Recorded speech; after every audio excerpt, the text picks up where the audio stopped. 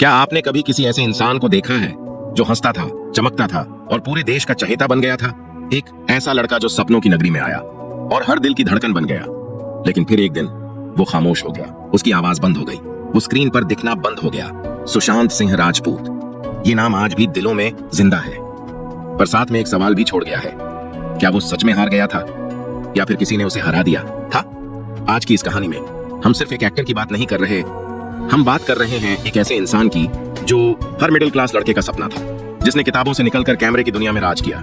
लेकिन जो लड़का सबको इंस्पायर करता था, वो खुद इतना टूटा कि वापसी की उम्मीद भी छोड़ दी। ये सिर्फ एक कहानी नहीं है, ये एक सवाल है, एक एहसास है और शायद एक अधूरी जंग भी। पटना की गलियों में एक लड़का था, नाम था गुलशन। लोग आज उसे सुशांत सिंह राजपूत के नाम से जानते हैं। जन्म 1986 में हुआ, पर सपने थे कुछ अलग, बड़े, चमकदार और हटके। पापा चाहते थे बेटा इंजीनियर बने। सुशांत ने भी कोशिश की, देश के टॉप कॉलेज में एडमिशन ले लिया, लेकिन अंदर कुछ और ही चल रहा था। दिल पढ़ाई में नहीं, परफॉर्मेंस में लगता था।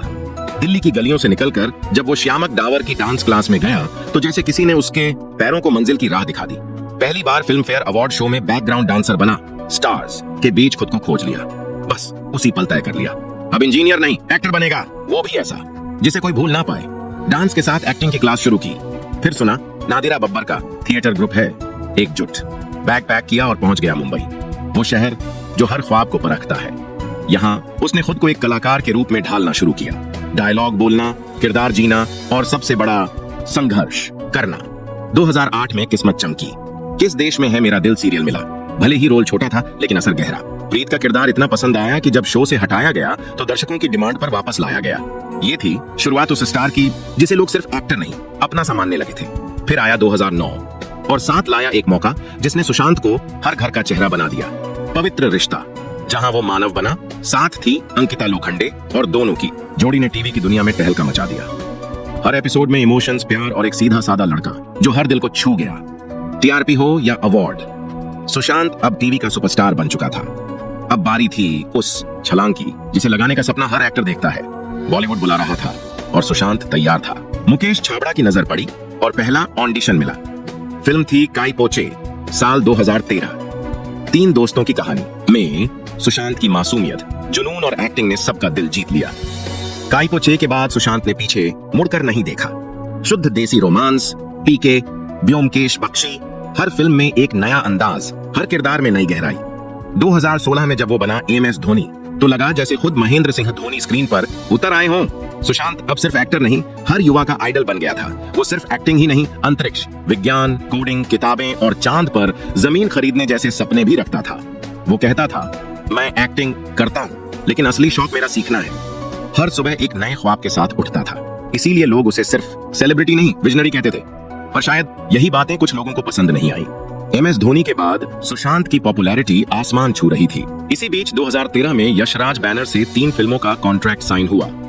2 फिल्में बनी, शुद्ध देसी, रोमांस और ब्योमकेश बख्शी, और दोनों हिट रहीं। अब बारी थी तीसरी फिल्म की, पानी, जिसे डायरेक्ट करने वाले थे शेखर कपूर। ये फिल्म सुशांत का सपना थी। पानी के लिए सुशांत ने कई बड़े प्रोजेक्ट्स ठुकरा दिए, हर बार इंतजार किया, हर बार भरोसा किया, पर फिर यशराज ने अचानक फिल्म बंद कर दी। सुशांत टूट गया। वो प्रोजेक्ट जिसमें उसका दिल था, जिसके लिए उसने इतनी कुर्बानियां दी, वो बिना बताए छीन लिया गया, और इसके साथ ही उसका रिश्ता भी यशराज से टूट गया। सुशांत ने फिर कोशिश की। संजय लीला भंसाली से 2 फिल्मों की बात हुई, गोलियों की रासलीला और बाजीराव मस्तानी, पर इन मौके पर रोल छिन गए, रणवीर सिंह को दे दिए गए।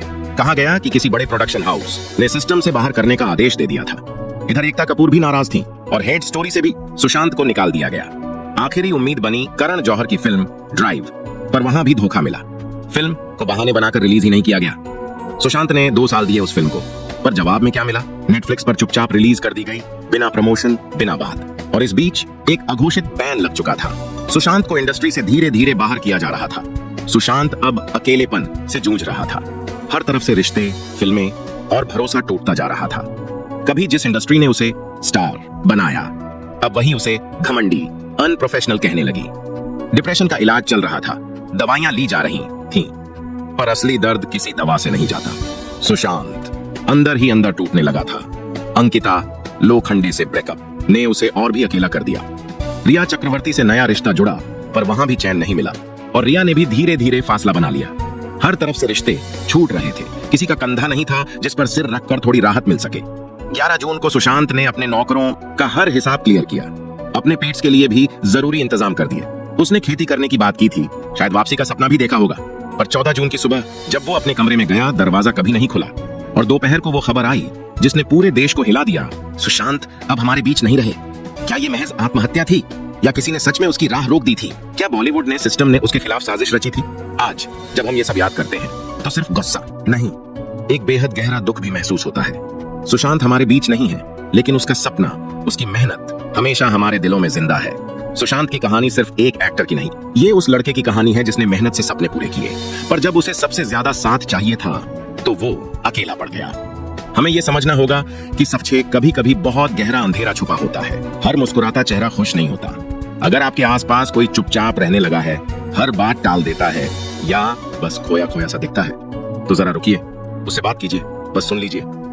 कभी कभी बस एक समझने वाला इंसान जिंदगी बचा सकता है। सुशांत की तरह और भी कई लोग इस चुप्पी का शिकार हो जाते हैं। सुशांत चला गया, लेकिन वो सवाल छोड़ गया जो आज भी जवाब मांगते हैं। वो मुस्कुराहट जो एकता कपूर ने देखी थी, वो काबिलियत जो धोनी बनकर हमें रोमांचित कर गई थी, सब आज एक याद बन चुके हैं। पर क्या आप उसे भूल गए? नहीं ना? अगर नहीं तो उसकी फिल्में देखें, उसकी बातों को दोहराएं और सबसे जरूरी, दूसरों की तकलीफ को समझें। चलिए आज एक वादा करते हैं कि हम किसी को अकेले नहीं छोड़ेंगे। हम हर उस इंसान के साथ खड़े होंगे जो खुद को टूटा हुआ महसूस करता है। और हाँ, गया हो तो लाइक कीजिए, शेयर कीजिए और हाँ, श्रद्धा फैक्ट्स चैनल को सब्सक्राइब करना ना, क्योंकि कुछ कहानियां कभी नहीं मरती।